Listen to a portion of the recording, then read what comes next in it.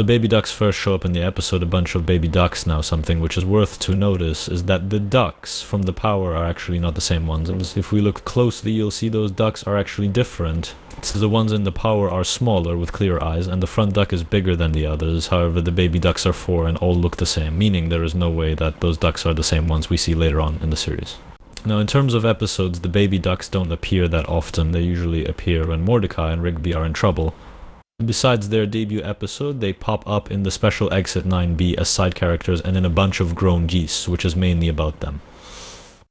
They also have a special anime episode, which is the Brilliant Century Duck Crisis special, which is personally one of my favorites, even though I don't usually watch or like anime. They also appear in the final episode, where we see them in their final form.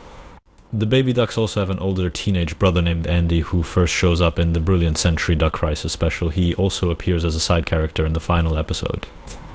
Not much info is given about him, but since he was in space prior to the episode, we can assume he might be connected with space travel, judging by his futuristic tech. Mother Duck rarely appears and enters any episodes too. In the anime episode, we only see her at the end, feeding the baby ducks. The only other time we see her is in their debut episode, where she helps Mordecai and Rigby save the ducks. In the episode A Bunch of Baby Ducks, we see that they're pretty smart, able to understand and repeat quickly. Mordecai and Rigby wanted to keep them, but Benson didn't agree, so they had to find someone to take care of them. After putting up posters, a shady-looking guy came to pick them up, but Mordecai and Rigby decided against it. Later, the same guy came back to steal them. After talking to Mother Duck, who called them when she saw the poster, they managed to catch the guy who took them. When he was about to attack Rigby, we found out that the ducks can transform into different forms together and are pretty powerful. Later it's revealed in the special episode that they're called Hyper Duck when transformed. Now there are more small details I could go into, but right now I'm just covering their basic history. With that out of the way, let me explain all of their forms. Now the first form is seen at the end of their debut episode, where we first learn that they're able to transform together as Hyperduck. It's the weakest of their forms, but still pretty powerful, especially in Exit 9B. The second form is Hyperduck Extreme, which is an upgraded version of the original Hyperduck, but with Mordecai and Rigby as the ones who control it. In A Bunch of Grown Geese, we see Mordecai and Rigby joining the baby ducks and transforming into Hyperduck Extreme, which is more powerful. It's got armor and special boots that allow it to jump higher and dodge attacks. As for abilities, Hyperduck Extreme has a rocket fist that detaches and shoots at enemies. It also has a power sword that's controlled manually. Also, there is actually a fun playable game based on this episode. It's called Battle of Behemoths, if you want to check it. Here's some gameplay of it right now on screen. It is a pretty simple game, but can be fun for some period of time. The third form, known as Hyperduck Extreme Park variant, is a fusion with all the park employees, featuring the Fists of Justice, a booster jetpack, and Benson's board as a shield.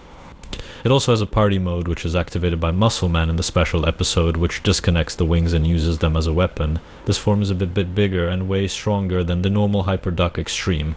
The fourth form, and my personal favorite, is the Fury Gigawind. In it, Carter, Briggs, and Andy join the park staff and the baby ducks to fight against Playco. Andy's futuristic tech is first shown here. The Fury Gigawind seems bigger than the park variant and has real wings and a bigger, more reliable shield. This variant can manually control quad cannons to shoot at incoming threats like missiles. This form is extremely powerful because Andy controls it with his brain, making it super reactive. The fifth form is the Hyperduck Kingbreaker White Lightning, which is actually a unification with the geese, who are shown as their mortal enemies. They unite because the toy company Playco lied to them, and the geese decided to switch sides for revenge. In this form, the Fury Giga Wind controls the Kingbreaker. While the Kingbreaker's appearance looks more like the geese, this form is the most powerful, with the ability to summon a sword big and strong enough to pierce through Jupiter. Their sixth and last form is called the Final Form. It shows up in the last episode of Regular Show, when Pops and Anti-Pops fight. This one includes the Guardians of Eternal Youth, Gary Death, Eileen Party Horse, Skips Benson, and lastly Carter and Briggs. Personally, I don't really like this form since it resembles a horse more than a duck, unlike the other forms, which I think are designed very well. But it's still pretty powerful and has some good abilities that helped Pops. In general, the baby ducks only seem to appear when Mordecai and Rigby need help. Though we do see them hanging out in the Brilliant Century Duck Crisis. That's the only time they're shown just chilling together, which might imply that Mordecai and Rigby only use them when they're in trouble, though that's unlikely. I think it would have been cool if they were in more episodes, because they don't have much lore, and there's a lot of stuff we can only speculate about, like Andy's background, if Regular Show does really come back, as some people say. It would be pretty interesting to see them again. That's going to wrap it up for now, since that's all the info I have about them.